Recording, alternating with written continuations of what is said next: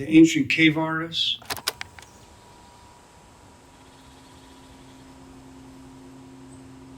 Their art was pure. There was no layers of it has to be this, it has to be that, to be good, to be accepted. And I want to reach that point in each of my pieces.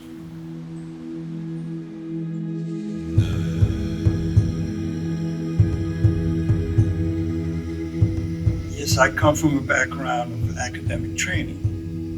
But when I discovered this love for cave art, this primitive, I realized I could combine both. The academic training gives me structure, but the folk art, the cave art, primitive art, it allows me to flow within the art, within myself.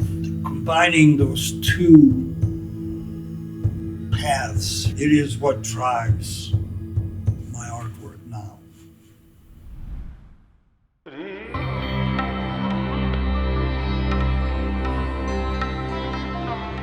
I'm Ivan Kende.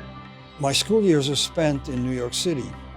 In those early years, I absorbed art theory and structure from the academic approach, and also a lifelong love of drawing from the live model. Years of artistic explorations finally led me to Neolithic cave art. Somehow from those ancient artists, I connected to the sense of primordial through the tactile feel of their drawings. In a flash, I realized that sense of the primordial was connected to the grittiness of their materials, as well as my materials. My earlier academic-derived styles merged with this new sense of the primitive and folk art. Now in my imagery, I simplify and discard unnecessary details to the symbolic, abstracted minimum version of my subject matter. This led to this. I mean, it took 30 years, whatever. In the last, let's just say 2 months, I looked at most of those old drawings. I said, I was closer to what I'm trying to do now than I realized. I had no idea. I was just drawing because I like drawing, figure drawing. Yeah. And it's like, well, wait a minute. I was on my way and I never knew it. It never even occurred to me.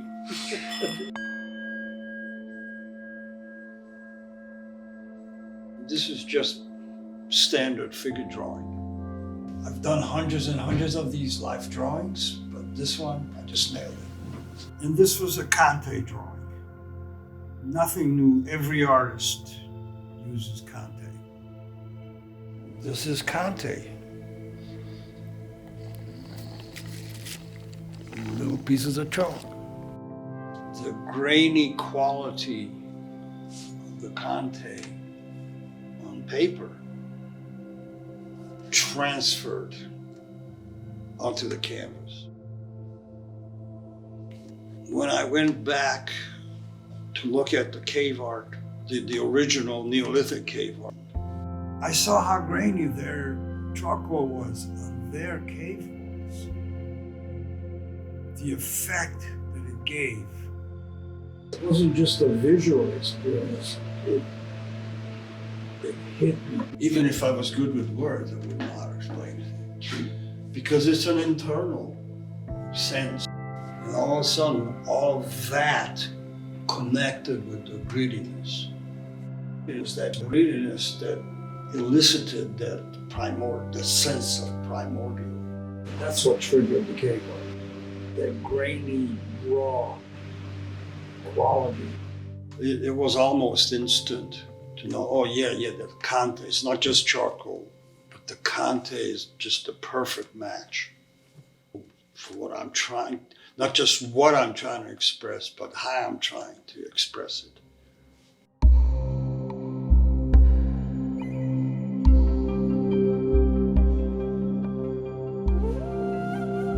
My cave art, the best way I can describe it is controlled spontaneity. Well, the control is the charcoal in your hand must do exactly I'm envisioning, but yet at the same time, it needs to have this flow to it. It's a form of meditation. The two things merge. The spontaneity and the control merge. That's the meditation. How do you do that without thinking? That's where it all connects to the Neolithic art. Because they didn't have training. They just flowed out of them. They didn't know about drawing in perspective. They were just putting symbols on their walls. Somehow they had this controlled spontaneity. And not only did I want to engage with that, I wanted to learn from that. Hot Rod 9 was my first step, my introduction to this whole process of the controlled spontaneity. And that took place right before I tapped into the cave art, the Neolithic art. The Hot Rod 9 was it was the gateway.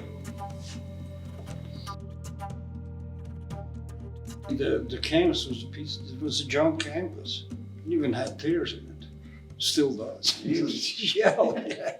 So it just didn't matter what happened to it. It didn't matter if it was turned out to be a piece of junk and I threw it out. There was no loss. I didn't have to invest anything. Oh, this canvas I paid for it, so I have to do something good with it.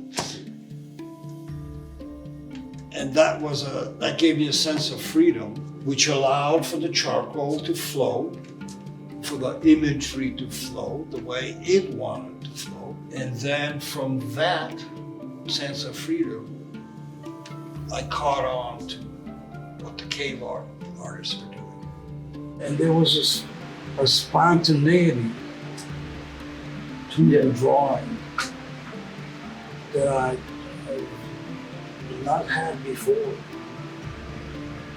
And that captivated me. It was pure in the moment. That's what I enjoyed, is that there's no preconceptions. I didn't put any parameters on myself. Just whatever happened was going to be fine. As long as the composition was good, which it turned out. That was Hot Rod number 9, and it triggered all the other Hot Rod pieces that followed.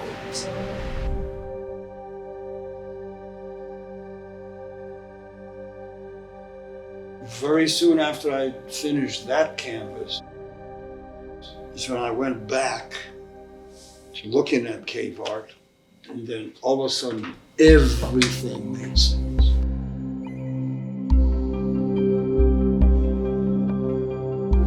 They were satisfied with the symbolic version of these creatures.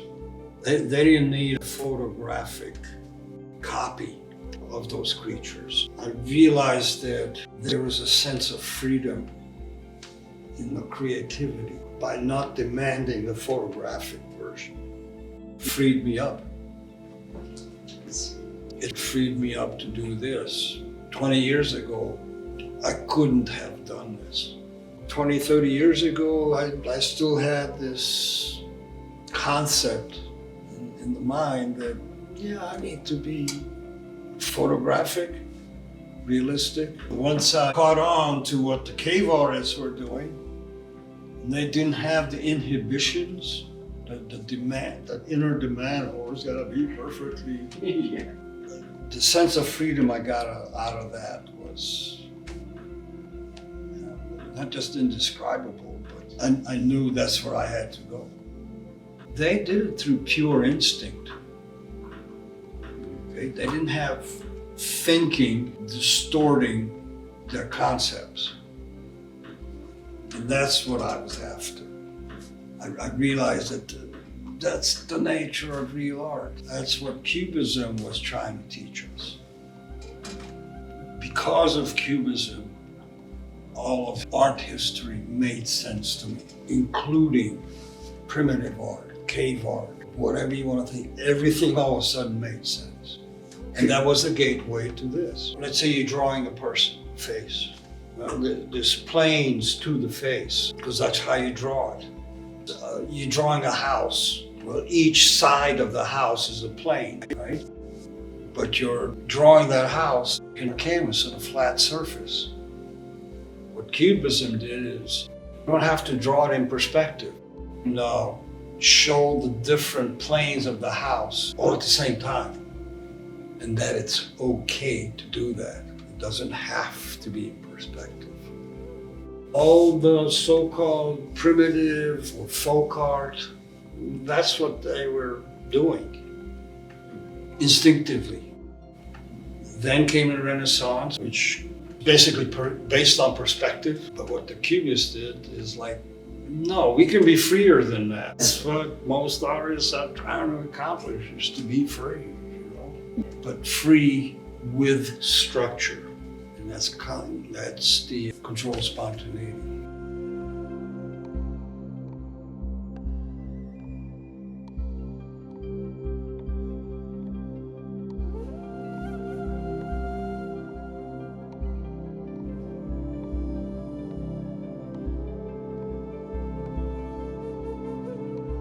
The idea behind this canvas and most of the others in the same realm is not that some ancient cave artist came in and did all these drawings, but that different artists from different tribes, from different eras, epochs, different tribes came in, oh, I think I'll draw this.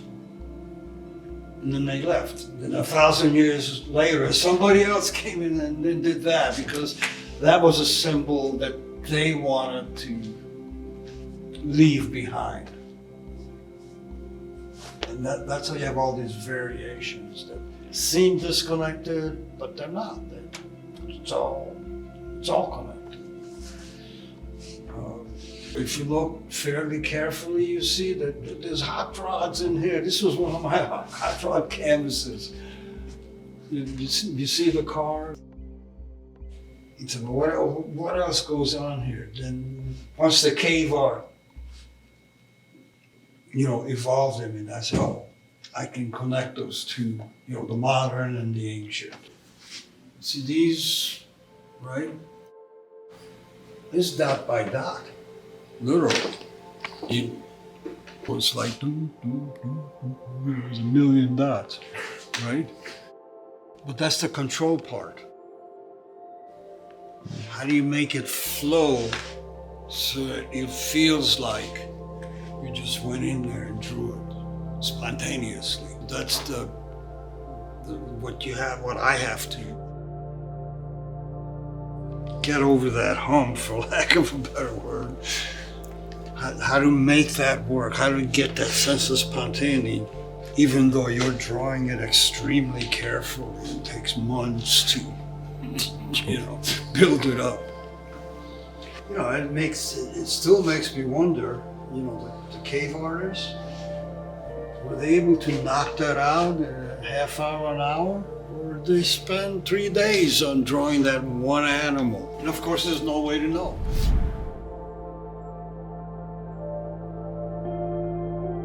The title of this piece, The Gate of Power, depicts what I imagine to be the dance involved in the Gate of Power. As I read the Castaneda writings, when Don Juan taught him the Gate of Power, which that's all that was explained. The actual movement was not explained. I'm sure that's deliberate. Deliberate. You're good. Yes. But it just always stuck in my head. There's something there that's connected to metaphysics, to the primordial, and to the shedding of personal layers, personal bullshit layers, so that the apprentice can enter the realm of the Nagual, which is the great unknown. It's just my imagination how to visualize the gate itself. It connects back to the controlled spontaneity. That is what that is about. It shows some kind of structure, some kind of movement, the movement itself has meaning to it. The brushstrokes came spontaneously as I was trying to imagine what that movement might be and how to put that on canvas. It's a complete meditation because it's more both mind and body, and probably spirit too, which is what Don Juan was trying to teach to Castaneda, is how to connect with the spirit and the power of the spirit. That's how I perceived it. Whether it's wrong or right, I don't know, but it felt right to me.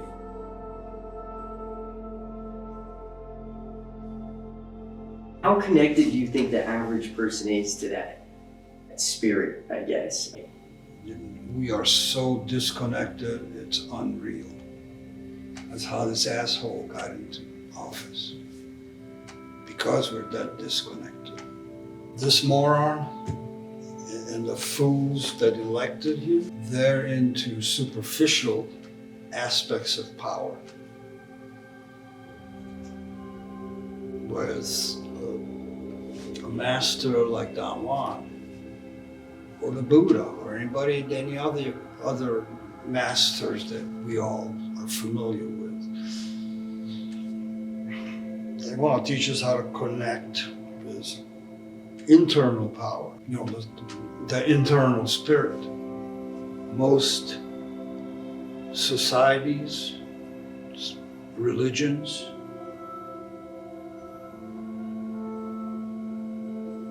they're terrified of the primordial, and that's what they teach.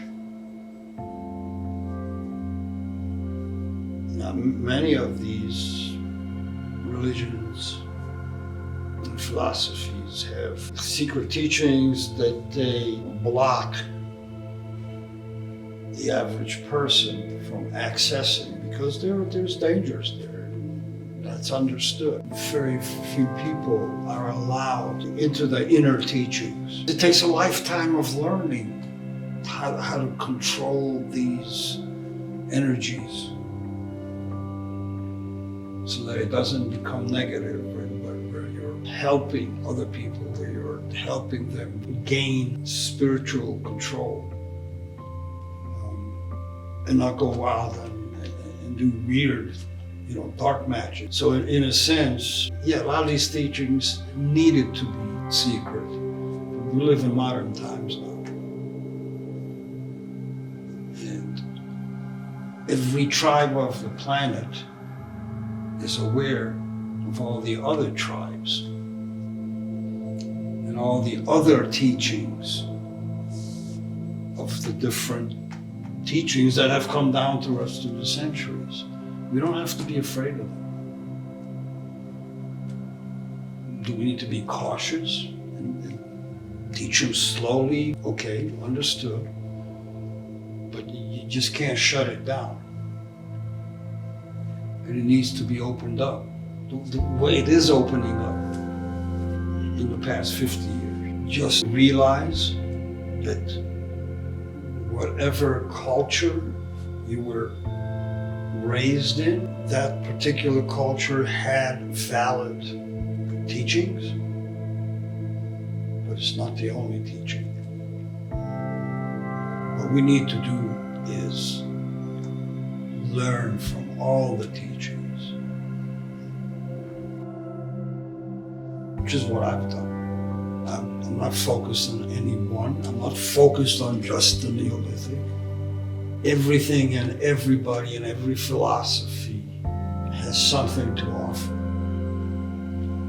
And once we accept that as an individual, and the gateway starts opening, where you can see how the different teachings are actually connected.